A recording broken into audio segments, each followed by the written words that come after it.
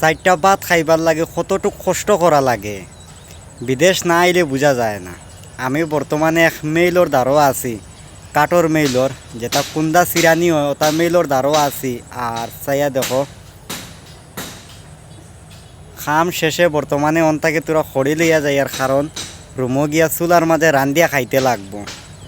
ও যেন খড়ির ডেরি তোয়া অনো অন্তাকে খড়ি লইয়া যাইয়ার। আর ও নু তৈছি অনো বুঝা বান্ধিয়া আর একজনে লইয়া গেছেন, আমার লগর একজনে লইয়া গেছেন, এখন আমি লইয়া যাইতাম। বহুত কষ্ট মানে সারাটা দিন খাম কাজ করিয়া আর বিকালে গিয়া রান্ধি বাড়ি খাওয়া মানে বহুত কষ্ট।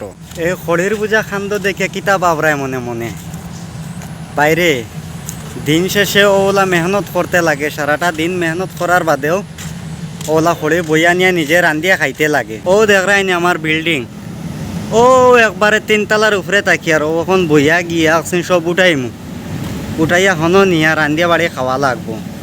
কষ্ট যারে হয়। এই ভিডিওটা দেখার বাদে যদি বেটিনতে তার বাদেও বলে বেটাইনতে তোমার তান লাগে কিচ্ছু করুন না, তে আর কিচ্ছু কইবার লাগান নাই। ওখানে ফালাইলাম রুমোর মাঝে। আর অতখান করার বাদে যদি বেটিনতে বলে বেটিন তোর লাগে বেটাইনতে কিচ্ছু করলা না, তে আর কিচ্ছু কইবার আর কাম নাই।